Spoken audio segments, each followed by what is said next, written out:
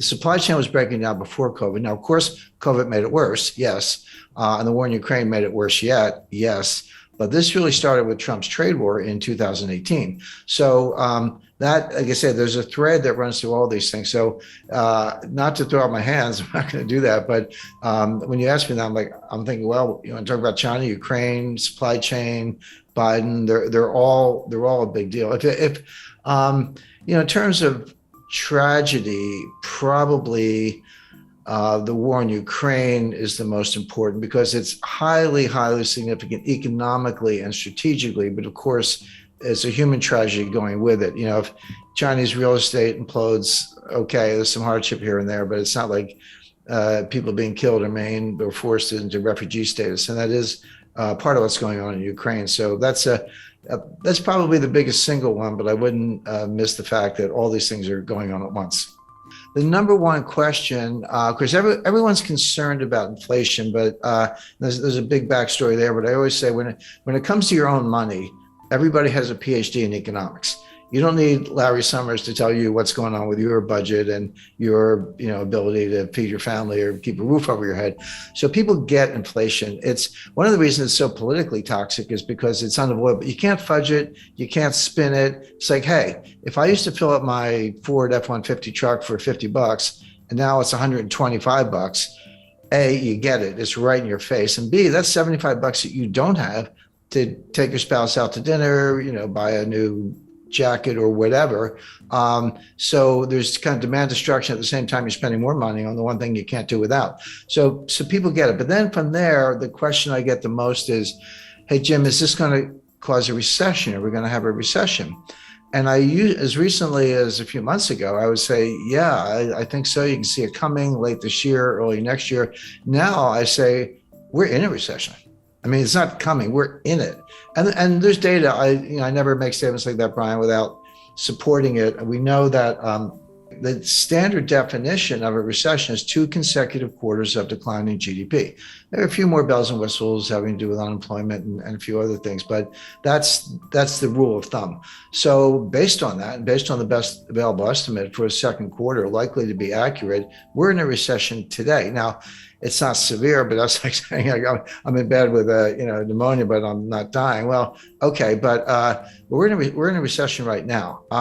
There's a lot of whistling past the graveyard. I mean, the stock market is still greatly overpriced. There's still the buy the dips mentality hasn't gone away. It's still there. You got people like Jim Cramer yelling, buy Netflix or whatever. There's institutional support. There's momentum trading. Of course, 95% of the trading is by robots. So you got to reverse engineer the 27-year-olds from Bangladesh who don't get out much. They're the ones really writing these algorithms. Brilliant engineers, but you'd have to show them around Wall Street.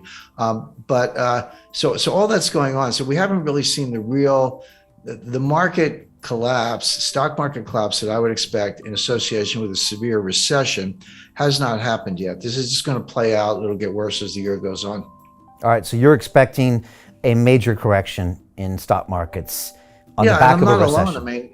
I mean that is my expectation. I have my own models and I look at it closely. But if you listen to Michael Burry, Jeremy Grantham, Charlie Munger, these people have been around and they run hundreds of billions, and they're saying the same thing. So, so every now and then someone will throw some statistic at me and I go, how long is your time series? And I go, we took it back 5 years. I was like, talk to me if you've done it for 100 years, because that's a little more meaningful. But Jeremy Grantham actually did do a 100-year time series and looked at bubbles all over the world, 1929 US, 1989 Japan, 2000 dot-com stocks, and many others. And he said he's never seen anything like it. It's a triple greatest bubble of all time times 3 in the sense that it's real estate, stocks, and other asset classes. So I do. That is my view, but it's shared by a number of other analysts. And that would mean like S&P coming off another 20-30%? Yes. And again, you have to remind people. 1929, the stock market fell 22% in 2 days. It wasn't one day. It was like 12% one day, 11% the next day. So 23% over 2 days. But that wasn't the crash. I mean, that was the beginning of the crash. This Dow Jones fell 82%. from top to bottom. Now, it took 3 years. It bottomed in June 1932. Started in October 1929, so not quite 3 years, but that fell 82%, and that happens. So yeah, we're down. Nasdaq's down, bounced back a little bit in recent days, down close to 30%.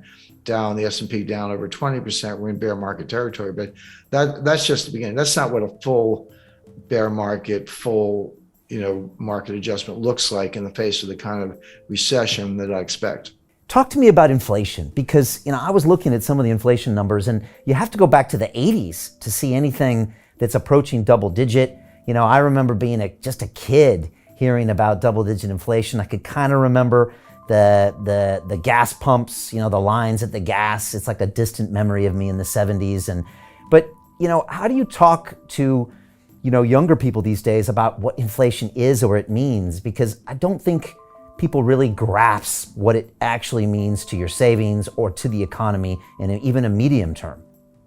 Well, that's exactly right, Brian. And if you, you're a little younger than I am, but I lived through it. I started my career in banking in 1976, and I remember my wife and I used to kid each other. She was in advertising, I was in banking, and the inflation was so bad, you'd get a raise every 4 or 5 months, and you didn't have to ask. They would just give it to you because they knew that you were going to quit if they didn't keep up.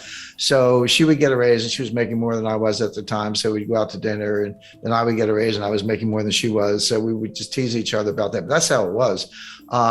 And the psychology was, if you needed a TV set or refrigerator, new car, whatever, you say, I better buy it now because the price is going to be higher. If I wait a month or 2 months, the price is going to run away from me. So it had huge behavioral effects. Of course, gold was, going to the moon. There was a lot going on at the time. But Brian, you're right when you say we're putting up inflation numbers today that are the highest in 40 years. That is correct. But I remind people, the inflation in 1981 was the end of a 10-year period of inflation. That was when Volcker finally got it under control. But you go back to 70, between 77 and 81, so that 5-year period, the dollar lost 50% of its purchasing power, not 15, 50. So the question is this the beginning of an inflationary surge where it's going to get even worse and it is going to last 5 years? Or is it different than that? But keep that in mind, because the situation we're in today is very different from the 1970s, and I'll explain why. But I'll explain why right now, because in the 70s, it was triggered from the supply side with first the Arab oil embargo in 1973 as a result of the 1973 Arab-Israeli war, and then the price tripled, but it went from $2 to $6. Okay. But percentage terms, that's a huge jump, but it was still $6. And then it got to 12. And then in 1979, you had a second oil embargo because of Iran and the Ayatollah and the revolution and the hostages and all that. And then it went from kind of 12 to 20. So oil went up by a factor of 10 in the course of the late 70s because there's two different embargoes. So that's coming from the supply side. But what happened was, the other source of inflation is on the demand side. So you have what's called cost push inflation. That's where supplies choked off, or there's an embargo, or there's a shortage, natural disaster, a lot of things. It's coming from the supply side, and demand is inelastic, so you just pay up or kind of do without. But the demand side is much more psychological. That's called demand pull inflation. That's when consumers behave the way I described, and as I say, I lived through the 70s, where hey, I better buy it today, I better buy it now. You're pulling all this demand forward and bidding up prices because you're worried that it's going to get even worse. So as that applies to today, we are starting with the cost push inflation, mainly the price of energy, but the price of food is a big factor, and of course they're related. It's like here's the energy, here's the food. Where do you think the food comes from? To get the food, you got to feed the pigs and cows. What do you feed them? You feed them corn. How do you get corn? Well, you grow it on a farm. You need nitrogen fertilizer. You need diesel in your tractors. You get the food. You got to put it in a truck to get it from point A to point B. That requires diesel. The higher the diesel price, the higher the cost of food because you're moving it by truck, et cetera. So these things, as I say, are linked. But food prices are going up substantially, and you can't. The two things you can't do without are gas in the car and food. So you have that that cost push inflation. We're not quite at the stage where it's demand pull. We're not quite at the stage where individual consumers are behaving the way I described in the 1970s, saying, "Hey, better spend the money fast because it's losing value."